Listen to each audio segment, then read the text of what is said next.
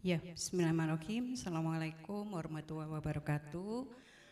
Yang saya hormati Bapak Rektor Prof. Widodo, yang saya hormati Pak Ali Darwin, Pak Wahyu dan Pak Martinus. Ini yang ternyata saya ngobrol banyak sekali ceritanya ya Pak ya. Ya, hari ini kita akan mendengarkan 3 panelis yang luar biasa. Yang pertama itu adalah oleh Bapak Wahyu. Monggo Pak Wahyu dipersilakan dulu ke depan. Kemudian yang kedua itu adalah Bapak Martinus.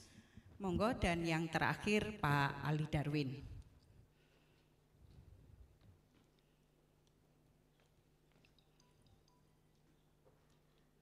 Ya, monggo silakan Pak. Ya. Jadi hari ini kita akan mendengarkan 3 materi utama yang berkaitan dengan emisi karbon, mulai dari bagaimana mekanismenya, kemudian bagaimana menghitungnya, dan yang terakhir Pak Ali nanti akan menjelaskan tentang bagaimana reporting atau pengungkapannya. Ya. Yang pertama mungkin oleh Bapak Wahyu yang berkaitan dengan pengendalian emisi gas rumah kaca melalui mekanisme nilai ekonomi karbon. Ya, apa bisa ditayangkan Mas Agus untuk PowerPoint-nya? Sebentar nih Pak, karena habis mati lampu jadi ngeset wifi-nya ini agak lama, ngapunten Pak, tapi nggak apa-apa Bapak ngobrol-ngobrol juga apa-apa, kita ngobrol-ngobrol aja ya dulu ya Pak ya. Oke, jadi Bapak Wahyu ini adalah luar biasa. Dari hari ke hari ini kelihatannya beliau tidak punya hari libur ya Pak ya. Jadi hari ini beliau langsung pulang ke Jakarta, langsung ke Bali. Ya, di Bali hari Minggu pun ada acara Bapak Wahyu nggih. Jadi Bapak Wahyu ini Bapak Dr. Wahyu Marjaka itu adalah kelahiran Kebumen. Beliau Direktur Mobilisasi Sumber Daya Sektoral dan Regional Dijen Pengendalian Perubahan Iklim Kementerian Lingkungan Hidup dan Kehutanan. Ya, beliau S1 UGM dari Biologi Lingkungan, S2 dan S3-nya itu dari Tokyo Institute of Technology Bioengineering. Ya. Kemudian saat ini beliau menjabat Direktur Mobilisasi Sumber Daya Sektoral dan Regional dari tahun 2018 sampai sekarang. Kemudian sebelumnya Kepala Pusat Penelitian dan Pengembangan Kualitas dan Laboratorium, Kepala Pusat Sarana Pengendalian Dampak Lingkungan, Kepala Bagian Program dan Administrasi Umum Pusserpedal, ya. Kepala Bagian Kerjasama Multilateral, kemudian Kepala Bagian Kerjasama Multilateral juga dari tahun 2010 sampai 2010, Kepala Bidang Pertambangan Batu Bara dan Mineral. Jadi hari ini kita ketemu panelis Pak Wahyu yang luar biasa dan beliau bersedia membagi ilmunya berkaitan dengan mekanisme pengendalian emisi karbon. Monggo Bapak, silakan Bapak.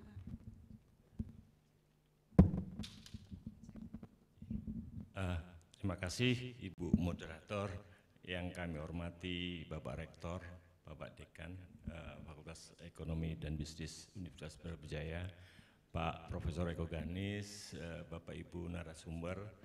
Terima kasih, ini kami sampaikan sudah diundang ke Malang. Kalau saya ke Malang, yang kami pikir pertama sebetulnya kuliner, tapi ternyata hari ini saya tidak sempat menikmati kuliner sekalipun karena tadi sampaikan Ibu memang waktunya sangat pendek, tetapi kami bersyukur bahwa saya tetap menikmati kunjungan saya ke Malang, karena selain kuliner saya selalu punya image Malang itu kotanya adem dan bersih. Itu saja. Jadi bangun tidur tadi pagi jam 5 saya lihat, saya buka jendela dulu, wah bener ya enak. Itu yang selalu saya ingat dan selalu membuat saya pengen datang kembali ke Malang. Semoga ini menjadi tidak terus-menerus saya harus pindah ke Malang. Baik, Bapak Ibu sekalian, kami diminta untuk menyampaikan pengendalian emisi gas rumah kaca melalui mekanisme nilai ekonomi karbon. Mungkin saya nanti bisa dibantu ya sambil ya. Ya, jadi sebetulnya ada hal-hal yang kami pantau dan kami kawal terus dari KLHK dan dari Indonesia sebetulnya dengan fakta-fakta global. Kita bicara fakta global dari sisi ekonomi dan dari sisi keberlanjutan sebetulnya.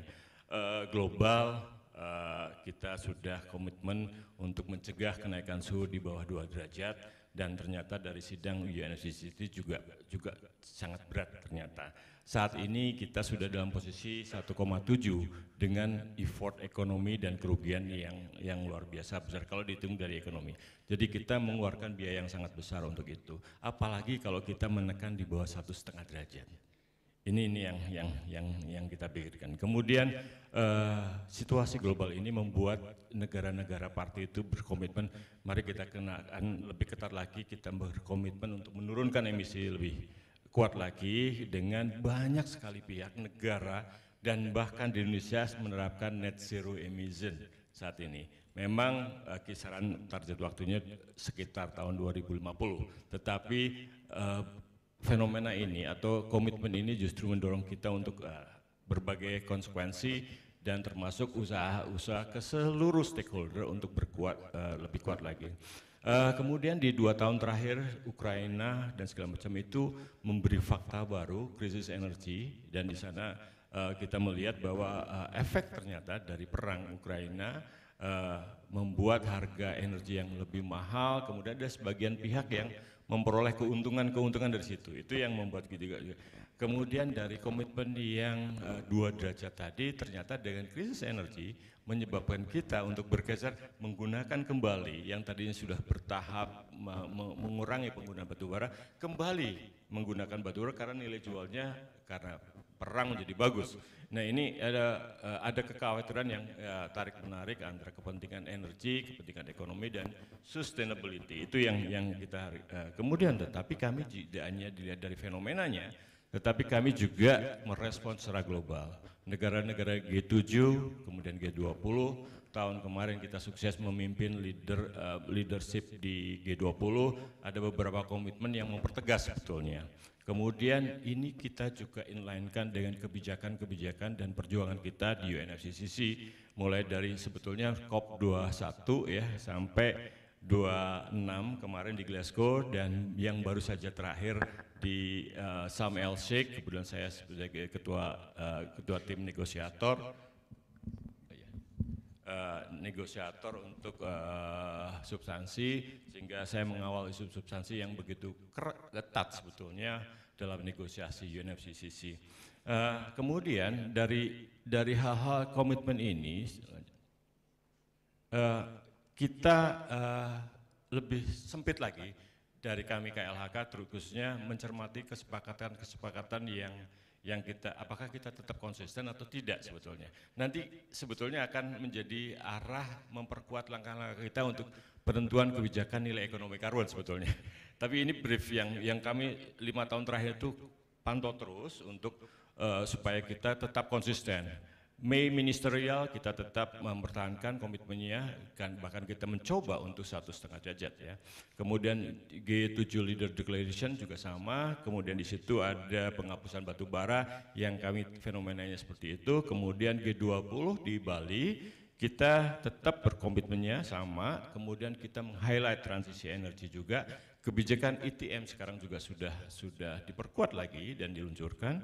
Kemudian di Prekop kita juga upaya kolektifnya Paris Agreement. Jadi tadi Pak Profesor Eko Gandhi menyampaikan di daerahnya ya kita dari Kyoto Protocol sudah beralih menjadi Paris Agreement dan dengan segala konsekuensinya. Jadi ini yang kita kawal sebetulnya. Kemudian untuk COP Sharm el Sheikh sendiri ini tetap menggambarkan komitmen kita. Jadi kita memang tidak keluar dari komitmen itu. Jadi bagaimana kita memperkuat komitmen global, kemudian persetujuan Paris menjadi acuan kita untuk tetap bergerak maju ke depan.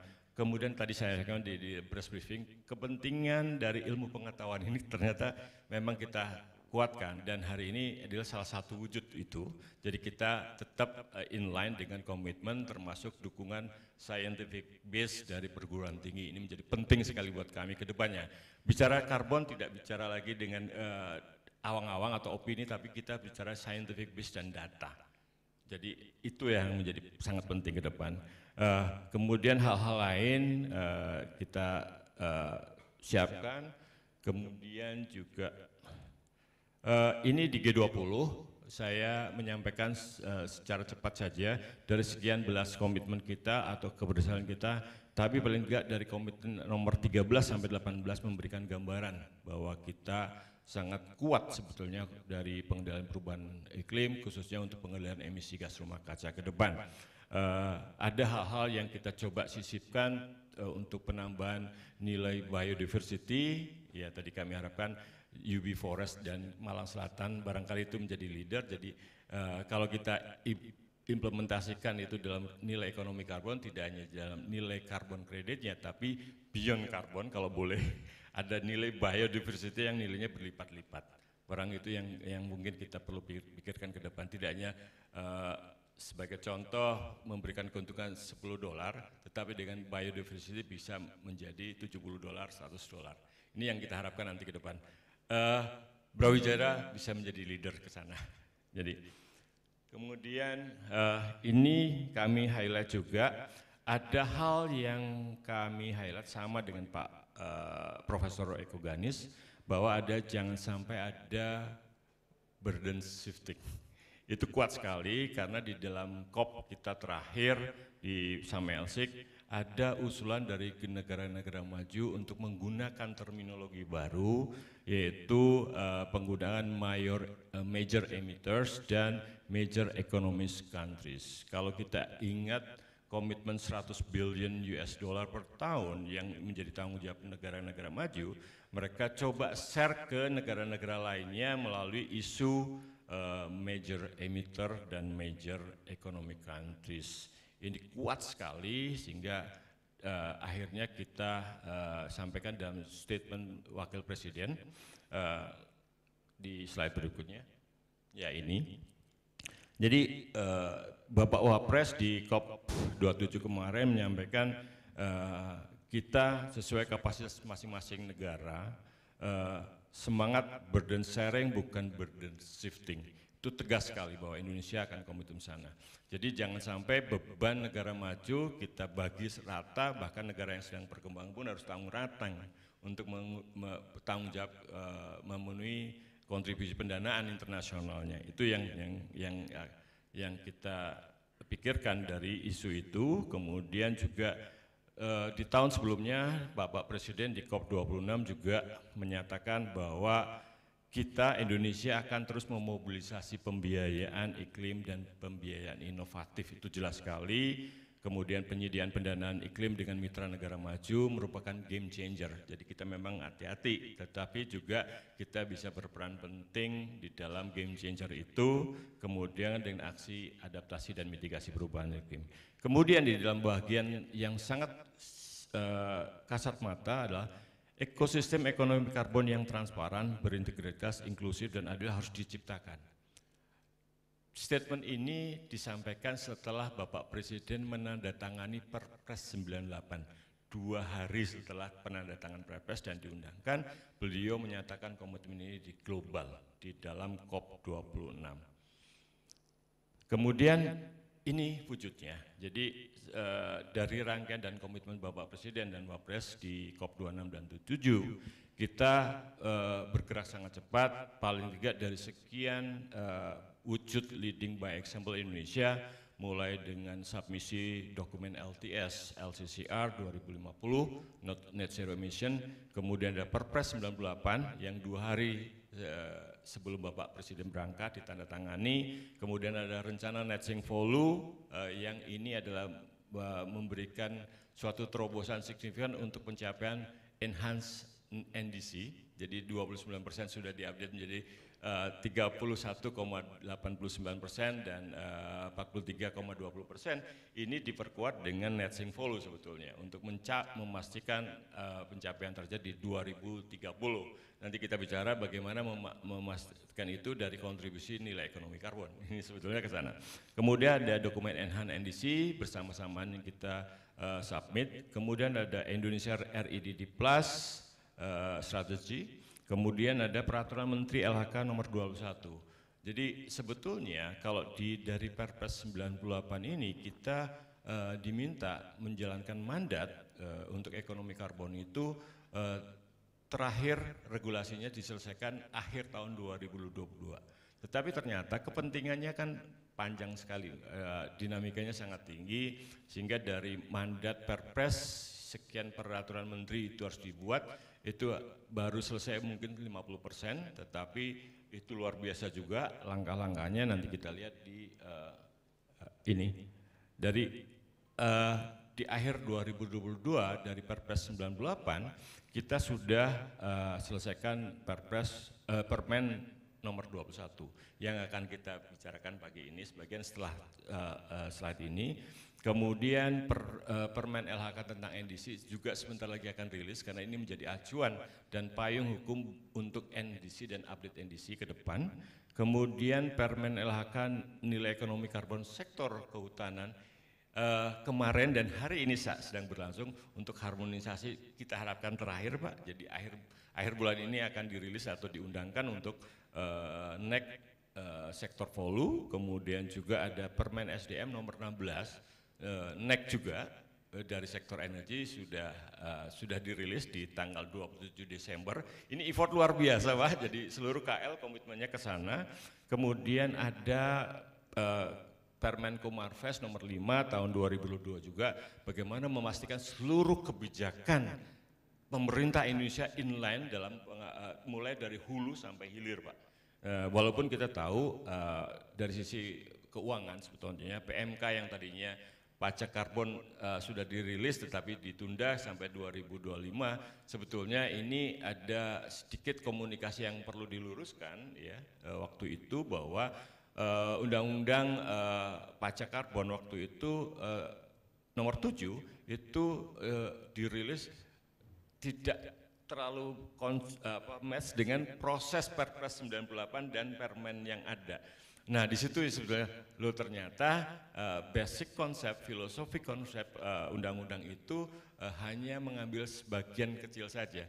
Totalnya belum, jadi itu menjadi alasan Kementerian Keuangan untuk sebentar menunda dan memastikan bahwa uji coba di sektor energi, subsektor pembangkit itu akan menjadi dasar operasional bukti pertama untuk penerapan pajak karbon. Jadi tahun ini sudah mulai uji cobanya, pilotingnya, dan mulai tahun 2024 artinya Kementerian Keuangan akan mencoba menerapkan uji coba pajak karbon juga di subsektor pembangkit. Itu yang hasil komunikasi kami. Jadi ini prosesnya jalannya luar biasa. Jadi dinamika taxing kemudian itu sedang berproses saat ini. Ini yang sedang terjadi.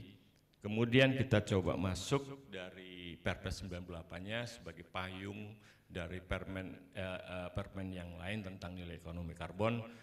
Kita di tahun 2021 merilis Perpres 98, kemudian susunannya adalah, mohon maaf,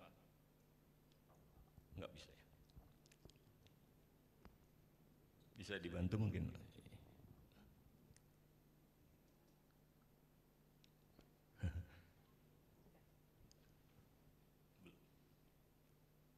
Ternyata slide-nya, mohon maaf, tidak bergerak. Atau baterainya mungkin habis.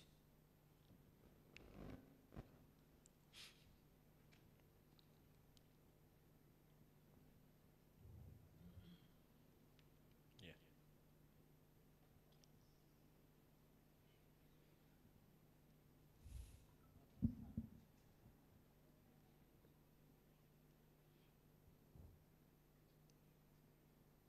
sambil menunggu mungkin kita sedikit tanpa paparan bisa menjelaskan bahwa ada 10 bab sebetulnya di Perpres 98 mulai bab 1 ketentuan umum sampai ketentuan penutup, tetapi di dalam Perpres 98 kita yang mohon maaf mungkin ini agak terlalu jauh di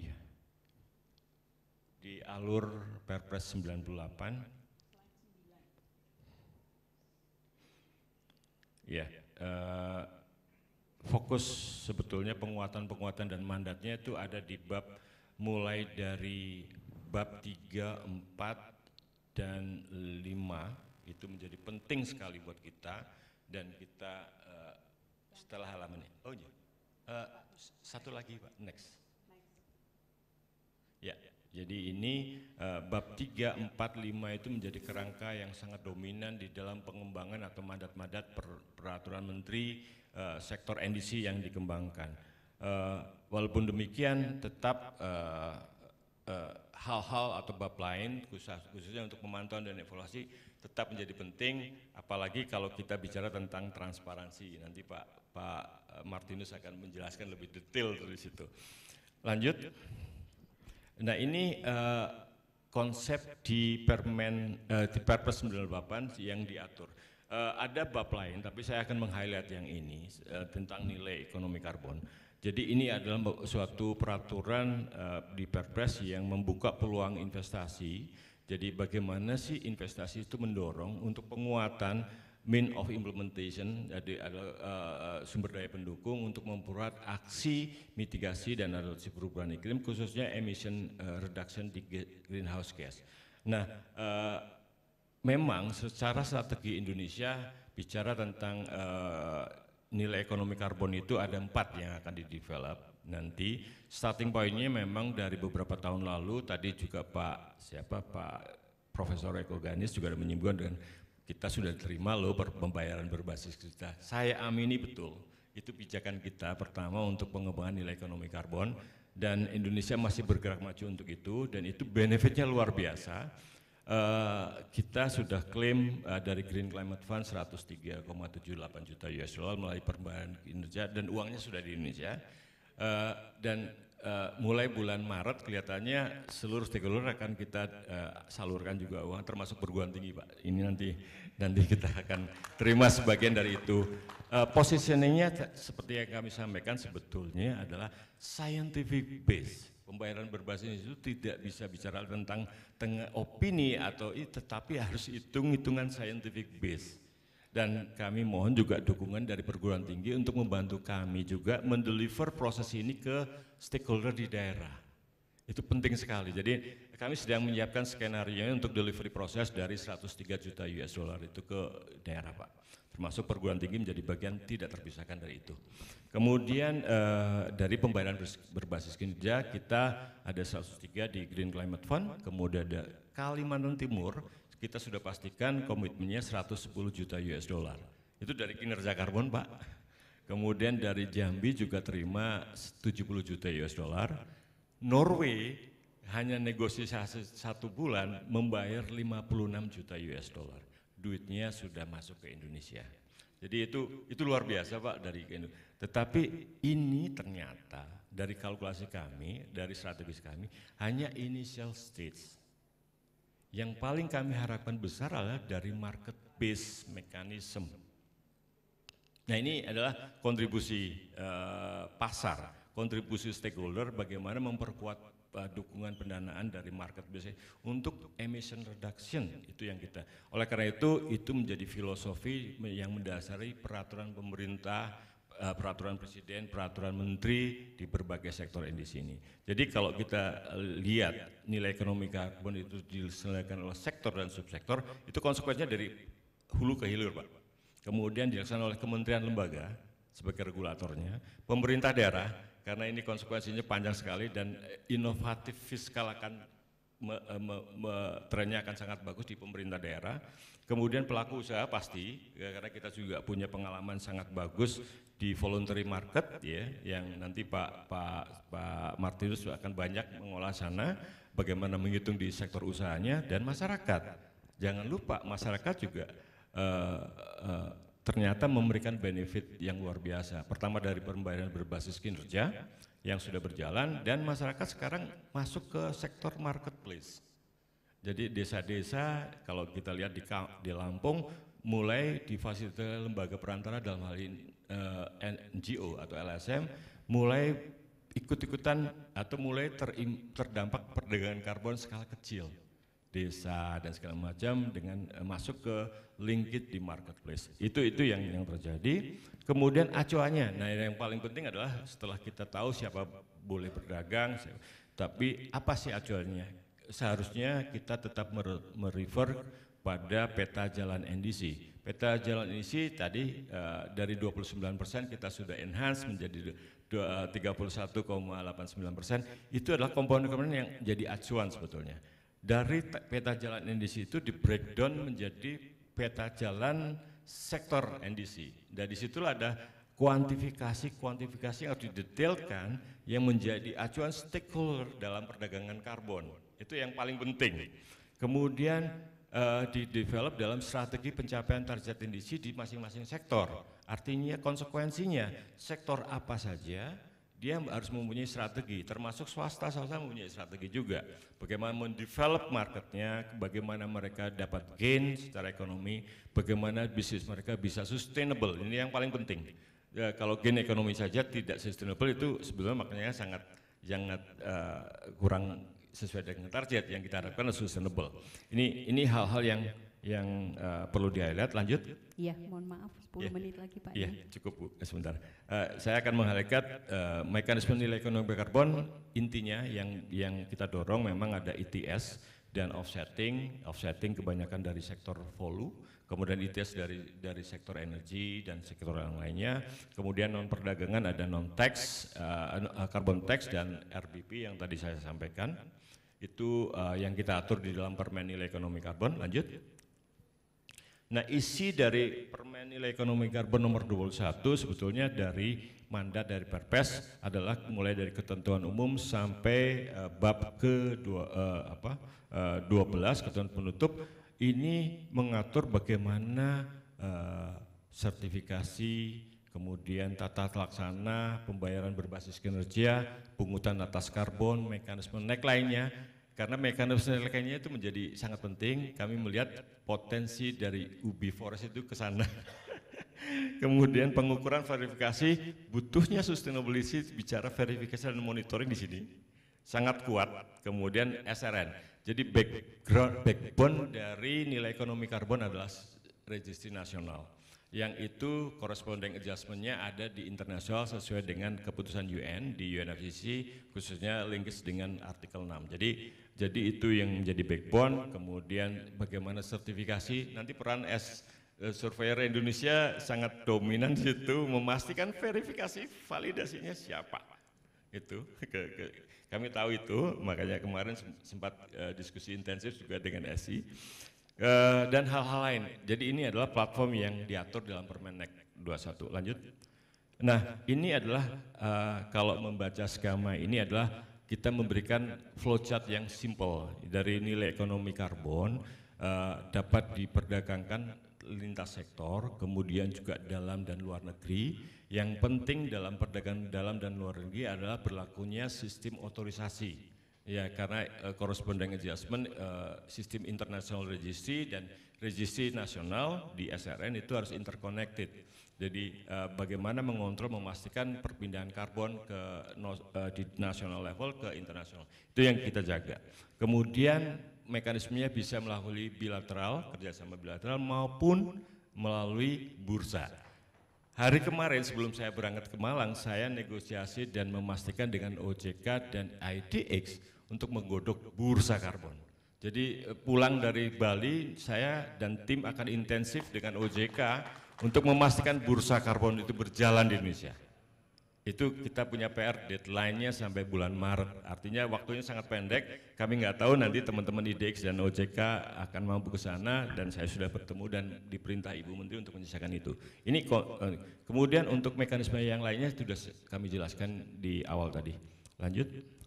Nah, ini ketentuan bagian perdagangan karbon di Permen LK nomor 21, ketentuan umumnya seperti apa, yaitu mekanisme dan prosedur perdagangan karbon, kemudian ketentuan perdagangan karbon sesuai dengan peta jalan, ya, tadi kami sampaikan, kemudian ketentuan tambahan perdagangan karbon luar negeri melalui otorisasi sebetulnya, hanya itu saja, dan corresponding adjustment, international registry system dan national registry system, kemudian otorisasi menteri. Kemudian ketentuan ini tentu saja secara detail nanti Pak Martinus akan bicara tentang baseline-nya seperti apa, menghitungnya seperti apa, itu ada di proses bisnisnya Pak Martinus nanti saya. Baik, lanjut. Nah, ini skema lanjut, skema yang generik, karena nanti kami melihat tren di Indonesia perdagangan karbon atau perdagangan emisi dari sektor industri dan energi sangat kuat. Kemudian yang harus kita perhatikan adalah PTBI atau izin atau kuota yang harus didesain oleh pelaku usaha untuk ini.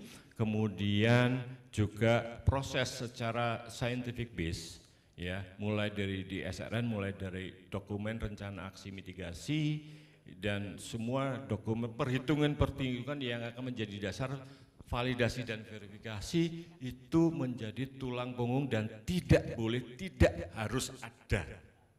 Ini yang paling penting. Nah, setelah semua proses di SRN nanti di slide berikutnya dilakukan, nanti akan dihasilkan dokumen SBS, sertifikat pengurangan emisi.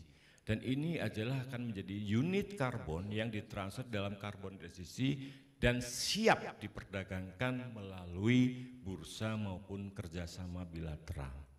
Jadi prosesnya nanti ada. Lanjut, ini PBK kita lewati saja karena saya sudah jelaskan.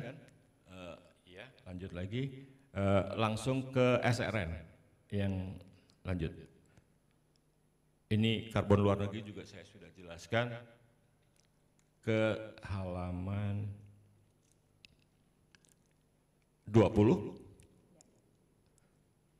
Ya, ini adalah backbone kita. Ini adalah fungsi utama sistem registrasi nasional. Dan ini hampir 100% isinya adalah verifikasi validasi, Pak. Artinya sustainability itu ada di situ, tidak ada lain gitu. Nah, fungsi SRN ini menjadi penting karena di situ memberikan gambaran, catatan untuk aksi mitigasi perubahan dan aksi adaptasi termasuk nilai ekonomi karbon.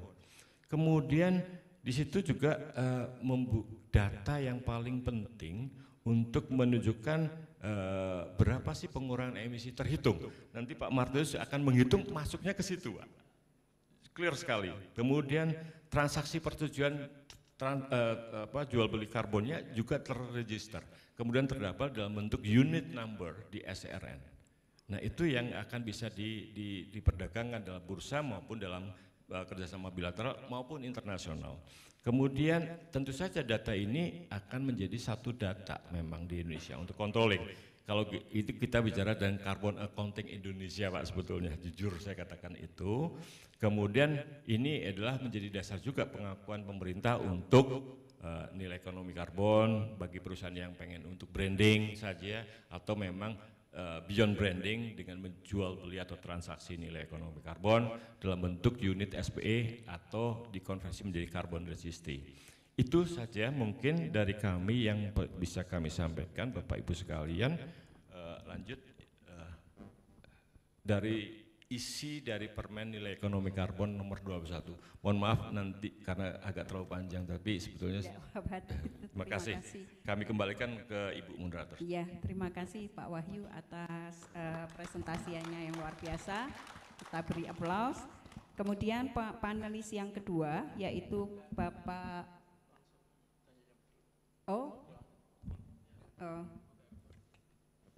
gitu. Boleh. Oh ya. Ya, silakan kalau ada yang ingin ditanyakan,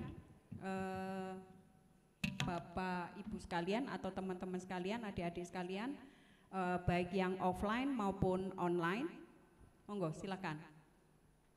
Karena beliau mau, Ibu Rini, ya.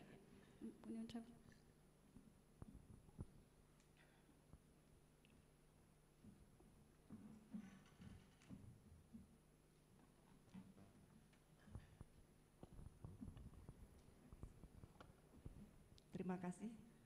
Terima kasih Pak Wahyu, penjelasannya menarik sekali. Karena ini kalau di teman-teman pengusaha sekarang lagi jadi trending topik. Nah, kemarin juga ikut mendampingi beberapa teman yang emang berminat di isu ini untuk yang carbon trading. Jadi ngelihat mana potensi-potensi wilayah masih punya hutan. Indonesia punya hutan banyak sekali, 128 juta hektar ya. Dan pemerintah kan juga kewalahan untuk menjaga kelestariannya dari penjarahan. Nah ini ditangkap sebagai peluang bisnis oleh beberapa teman pengusaha yang ayo kalau bisa masuk dua-duanya bisa dapat keuntungan gitu. Nah pertanyaannya adalah tadi itu kan masih banyak peraturan-peraturan hukum yang masih dalam proses. Kalau seandainya sekarang mereka sudah jalan nih, beberapa sudah masuk dapatkan sampai ke SK yang ditandatangani menteri ya. Nah itu apakah sudah boleh operasional atau harus masih menunggu lagi sampai peraturan-peraturan tadi itu selesai diproses? Terima kasih Bapak. Baik, terima kasih Ibu. Dari Palembang ya? Dari Lampung. Oh dari Lampung. Ya karena saya dengar juga Lampung sedang heboh nih dengan hutan desanya masuk ke. Iya Bapak. Jadi, luar biasa Pak. Saya apresiasi ke Lampung dan beberapa wilayah Riau itu sedang heboh dengan perdagangan karbon Pak. Jadi difasilitasi baik oleh perusahaan maupun dari masyarakat. Kami mendorong justru masyarakat, tetapi satu clue yang harus kita kawal bersama dan kita komitmenkan, mari kita sama-sama migrasi ke SRN dulu supaya kita bisa dihitung semuanya dulu. Jangan khawatir kalau jangan sampai kelebihan atau dagang karbonnya cepat sekali, klaim ke edisinya kita telat hitung atau tidak sesuai, itu kita udah loss. Karbon kreditnya udah transfer ke luar negeri semuanya, pada saat kita sudah kehabisan dan kita diminta komitmennya, kita justru akan beli karbon kredit dari luar negeri yang tadinya punya kita sendiri dengan harga mahal. Bisa terjadi. Jadi kita mesti hitung dulu di karbon reduksinya. Jadi kami himbau yang sudah melaksanakan gak ada masalah, itu bagus kok, ya kan. Itu adalah fenomena yang terbalik sebetulnya, yang dulu menghabiskan hutan, sekarang orang ramai-ramai nanam hutan, cari lahan untuk ditanami. Itu luar biasa, kami apresiasi. Tapi untuk memberikan gain yang lebih tinggi, mari kita sama-sama menerapkan dulu di registry tanpa harus menghambat perdagangannya, itu berjalan. Itu clue yang bisa kami sampaikan. Jadi kami tidak berhenti bahwa regulasinya belum selesai, itu kan sektor yang lainnya Bu. Kalau dari Lampung kelihatannya sektor Polu dan itu bisa berjalan dengan Permenek 21. Demikian. Terima kasih Bapak. Ya, ada lagi yang lain? Nah, monggo Bu Intan dari Palembang. Oke, terima kasih Pak Wahyu. Penjelasannya luar biasa, saya juga baru tahu. Yang jadi pertanyaan saya Pak Wahyu terkait mekanisme yang sedang dikembangkan berikut peraturan-peraturannya, bagaimana menghubungkan antara apa yang sedang dilakukan oleh Kementerian Kehutanan dengan profesi, utamanya sekarang ini kita dengan profesi yang di bawah payungnya ICSP ini, karena di sini sudah sangat banyak sekali umumnya akuntan, sebenarnya yang umumnya yang banyak terlibat di sini akuntan yang sudah mendapatkan pelatihan based on JRI dan rasanya tinggal mungkin ditambah pengetahuan-pengetahuan lain sehingga bisa terlibat mendukung pemerintah dalam mekanisme nilai ekonomi karbon ini. Jadi kalau misalnya seperti kalau dalam perusahaan kan laporan keuangan misalnya harus disahkan, harus diaudit oleh auditor yang punya sertifikat. Nah, bagaimana dengan bisa melibatkan profesi ini membantu pemerintah dalam menerapkan mekanisme nilai ekonomi karbon ini? Terima kasih. Saya mau nitip pesan itu ke Pak Prof. Ganis. Jujur saya mohon dukungan dari ICSP bahwa kita untuk memastikan ini bernilai atau tidak, ada proses di SRN yang wajib secara independen melalui verifikasi dan validasi. Itu hanya yang bisa dilakukan oleh profesi ibu. Itu kuncinya di situ sebetulnya. Jadi LSP yang ada di Indonesia untuk penilaian verifikasi validasi, ini PR Pak Martinus juga. Sementara ini Sukovindo dan satu perusahaan mutu Dufnor itu belum sampai ke detailing verifikasi validasi karbon.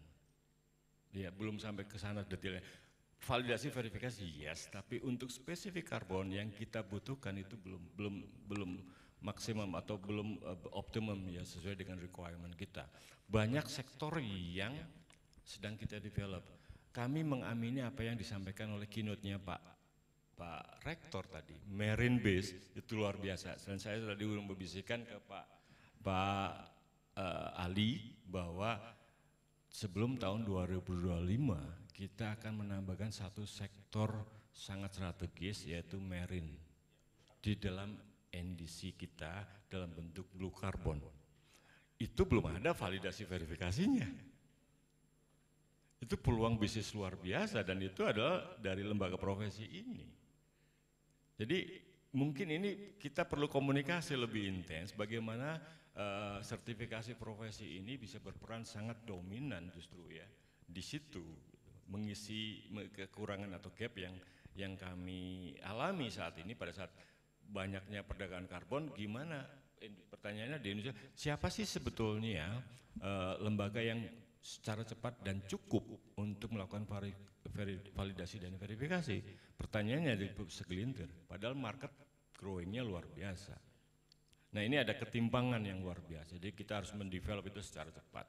Jadi LSP menjadi sangat penting ke depan, sertifikasi sustainability menjadi kunci ke perdagangan karbon ke depan. Itu Bu jawaban saya. Dan kami mohon saya titip ke Pak Prof. Eko untuk mendevelop itu Pak, supaya memperkuat itu. Kebetulan ada partner kita Pak Martinus yang barangkali segera mendevelop proses bisnis itu sehingga perdagangan karbon tadi bisa terfasilitasi ke SRN dengan sebaik-baiknya.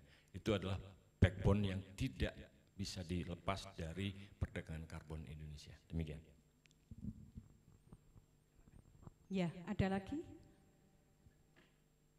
Ya, karena beliau akan, Bapak mau nunggu saya mungkin masih bisa mengikuti sampai jam 12. Oh ya. Sebelum jam 12 Bu. Jadi masih ada setengah jam mungkin saya masih bisa ngikuti. Oh gitu. Ada lagi? Kalau enggak saya lanjutkan ke panelis yang kedua yaitu Pak Martinus. Ya, Pak Martinus ternyata lebih senang berdiri. Monggo silakan Pak. Ya. Nah, kurikulum ya, silakan. Ya. Ya, CV-nya.